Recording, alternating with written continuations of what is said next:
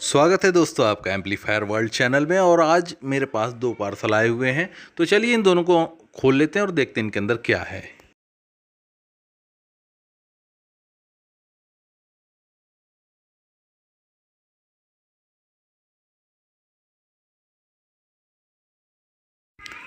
तो दोस्तों यहाँ पर एक क्लास डी का एम्पलीफायर बोर्ड है और दूसरे वाले बॉक्स में क्लास ए बी का नॉर्मल एम्पलीफायर बोर्ड है। तो ये दोनों ही रिपेयर करने के लिए आए हुए हैं। तो फिलहाल आज क्लास डी पर फोकस करते हैं, क्लास ए बी को फिर कभी देख लेंगे। दोस्तों इस टाइप का क्लास ए बी एम्पलीफायर का पीसीबी ऑनलाइन सेल होता रहता है और बहुत सारे बंदे इसको भी ख़रीदते रहते हैं और कई बार उस उलझन में फंस जाते हैं कि ये काम नहीं कर रहा है तो उसको किस तरीके से ठीक करें। तो चलिए इसकी भी बारी आएगी। तो फिलहाल अभी है ये क्लास डी एम्पलीफायर, इसका भी शायद पीसीबी सेल होता रहता है। तो जिन्होंने ये पीसीबी जो ये बोर्ड है क्लास डी का जो मुझे भेजा है, तो इसको उन्होंने शायद इसका ब्लैंक पीसीबी ख़रीद रखा था और सारे कंपोनेंट्स फिल कर दिए, लेकिन उसके बाद भी ये चालू नहीं हो रहा है। तो देखते हैं आखिर इसमें क्या प्रॉब्लम है। तो देखिए यहाँ पर LM311 ये आईसी है और ये IR2153 ये मॉसफेट ड्राइवर आईसी है। दोस्तों क्लास डी के इस टाइप के बोर्ड में आपने देखा होगा अक्सर ज़्यादातर आईसी ख़राब हो जाती है, और अगर गेट ड्राइवर आईसी ख़राब हो जाए यानी मॉसफेट ड्राइवर आईसी ख़राब हो जाए तो फिर मॉसफेट भी अक्सर ख़राब हो जाया करते हैं। तो चलिए शुरुआत में सबसे पहले देख लेते हैं मॉसफेट किस कंडीशन में है। तो मॉसफेट की हम कंटिन्यूटी से टेस्ट कर लेते हैं कि उनमें कोई शॉर्ट सर्किट तो नहीं है। तो दोस्तों इसमें मॉसफेट लगा हुआ है IRF260। तो ये भी काफ़ी अच्छी क्वालिटी का मॉसफेट होता है, ये भी काफ़ी अच्छा करंट हैंडल करता है और वोल्टेज भी हैंडल करता है। तो दोस्तों सबसे पहले तो हमें ये देख लेना होगा कि ये मॉसफेट कहीं शॉर्ट तो नहीं है। गेट जो होता है गेट से शॉर्ट सर्किट होता है, तो यहाँ ठीक है रेजिस्टेंस आ रहा है, यहाँ काफ़ी कम रेजिस्टेंस है। ऐसा फुल शॉर्ट सर्किट तो नहीं दिखाई दे रहा है इसके साथ में।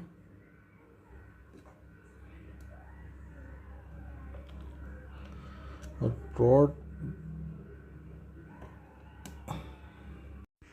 तो दोस्तों यहाँ पर ऐसा कोई फुल शॉर्ट सर्किट नहीं दिखाई दे रहा है कि जिसमें डायरेक्टली बीप सुनाई दे मल्टीमीटर का। कुछ ना कुछ रेजिस्टेंस यानी मिनिमम 47 ओम का रेजिस्टेंस यहाँ मिल रहा है गेट के साथ, तो थोड़ा एक सस्पेक्ट भी हो जाता है। तो चलिए हम यहाँ पर अगली बार हम गेट को ओपन कर लेते हैं, सर्किट में से गेट को ओपन करेंगे तो उसके बाद देख लेते हैं।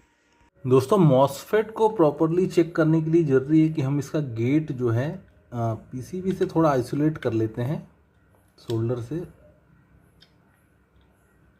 ये गेट को हमने थोड़ा आइसोलेट कर दिया है पीसीबी से, और इसको भी थोड़ा सा उठा देते हैं।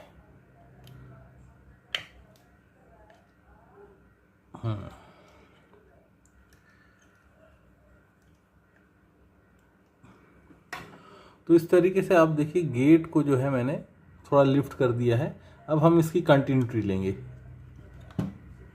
तो ये कंटिन्यूटी पर ही है।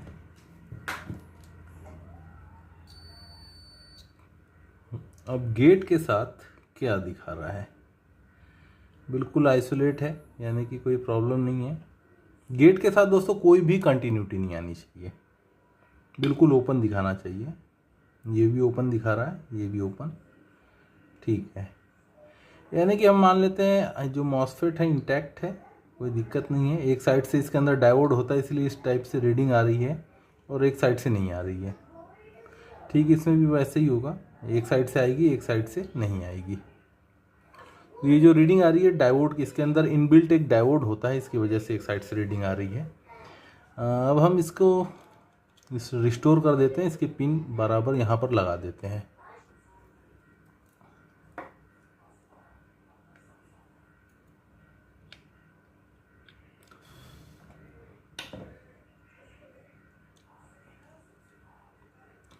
तो ये इस तरीके से लग गया। तो दोस्तों हम इसको पावर सप्लाई से कनेक्ट करेंगे। यहाँ पर plus minus ground and output लिखा हुआ है।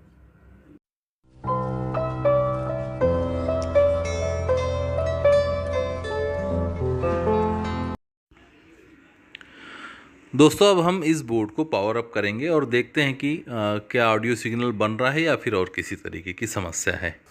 यहाँ कोई ऑडियो सिग्नल तो नहीं बन रहा है। ये जो ऑडियो सिग्नल का वायर है, किसी तरीके का ऑडियो सिग्नल नहीं मिल रहा है। तो इस कंडीशन में हमें देखना चाहिए, ये जो हमारा इनपुट सेक्शन है, यहाँ पर ये दो रेजिस्टेंस के जरिए पावर सप्लाई आती है। तो ये रेजिस्टेंस है 4.7 के और दूसरा ये रेजिस्टेंस है 4.7 के। देखिए आप क्लोजली देख पाएंगे।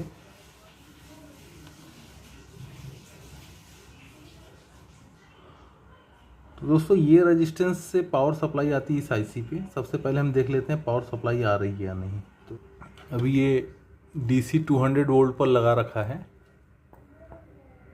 तो दोस्तों इसमें आ रही है, ये रेजिस्टेंस के एक साइड में आएगी -34 और ये प्लस सप्लाई इस रेजिस्टेंस की इस तरफ आएगी।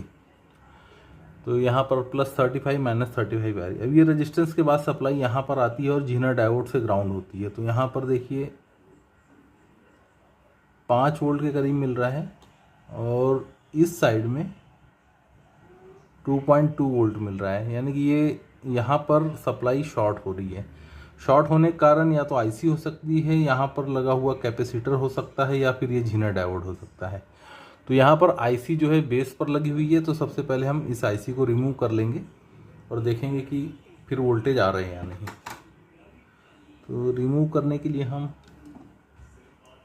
वैसे पावर सप्लाई बंद कर लेनी चाहिए, लेकिन मैं ठीक है रिमूव कर देता हूँ। ये आईसी मैंने रिमूव कर दी है। अब इसके बाद हम फिर से वोल्टेज मेज़रमेंट करेंगे। ये ग्राउंड पर लगाया मैंने, यहाँ रेजिस्टेंस पर देखेंगे। अभी यहाँ पर 9.2 वोल्ट आ रहा है पॉजिटिव में, जो कि ठीक है। और इस साइड में भी 9 वोल्ट आ रहा है, ये भी सही है। यानी कि यहाँ पर 9 वोल्ट से लेके 15 वोल्ट तक के बीच में आ सकता है। तो यहाँ ठीक है, 9 वोल्ट मिल रहा है, तो ये ठीक तरीके से काम कर रहा है। तो मतलब ये है कि आईसी पर वोल्टेज शॉर्ट हो रहा था, इस आईसी में ही कोई दिक्कत थी। तो एक काम करते हैं, अभी आईसी रिप्लेस करके देखते हैं। तो दोस्तों ये LM311 ये आईसी मिल चुका है, इसको हम यहाँ लगा देंगे।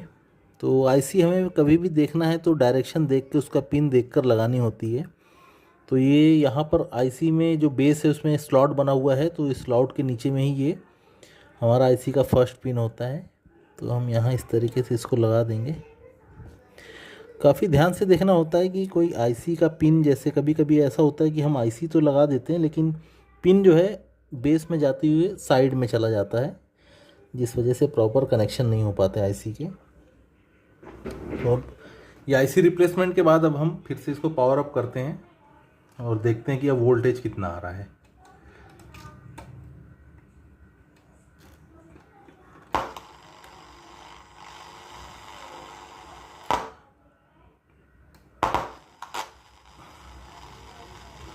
तो दोस्तों यहाँ पर ये निगेटिव और यहाँ वोल्टेज देखते हैं 9.1, ठीक है। यहाँ पर 9 वोल्ट, तो यानी कि वोल्टेज अब ड्रॉप नहीं हो रहा है। तो ऑडियो सिग्नल भी देखते हैं। देखिए इस आईसी को रिप्लेस करते ही ऑडियो सिग्नल भी बनने लग गया। दोस्तों मतलब आईसी में ही प्रॉब्लम था, आईसी सप्लाई को शॉर्ट कर रही थी, इस वजह से ये ऑडियो सिग्नल नहीं बन रहे थे। तो ये आईसी इनपुट सेक्शन के लिए बहुत इंपॉर्टेंट आईसी है। यही आईसी सिग्नल और ऑसिलेशन का काम करती है। इसके बाद ये सिग्नल जाता है इस ट्रांजिस्टर में और ये इसके बाद में ये सिग्नल मॉसफेट ड्राइवर आईसी को जाता है। तो यहाँ तक तो ठीक था, मतलब ये आईसी में ही वोल्टेज शॉर्ट हो रहे थे, जिसको प्लस माइनस और ग्राउंड आता है। और जो मॉसफेट ड्राइवर आईसी है ये माइनस और ग्राउंड के बीच में चलती है। तो इस पर जो भी वोल्टेज आते हैं डीसी वोल्टेज, इस आईसी को वर्किंग करने के लिए 14 वोल्ट डीसी की ज़रूरत होती है।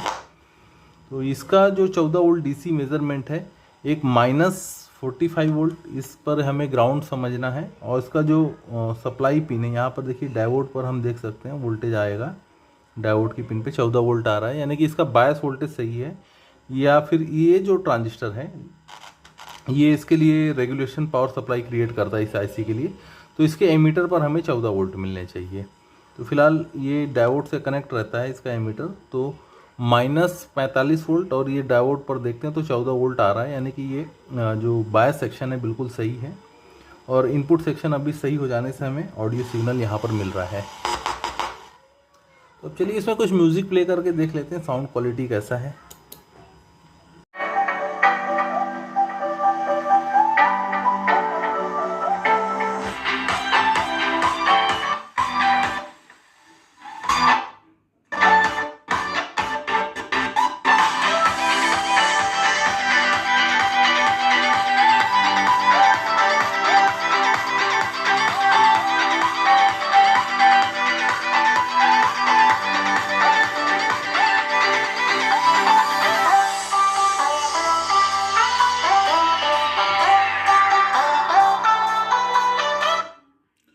तो दोस्तों इसका साउंड तो अभी काफ़ी क्लियर हो गया है, लेकिन क्लास डी का जो ड्रॉबैक है कि उसका गेन कम होता है, वही थोड़ी प्रॉब्लम है। यहाँ पर गेन कम है बस, बाकी तो कोई दिक्कत नहीं है, बाकी ये ठीक ठाक काम कर रहा है।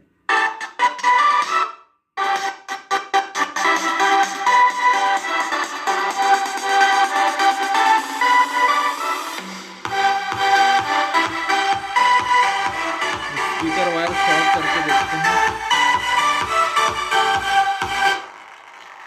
देखिए सीरीज लैम्प जल रहा है।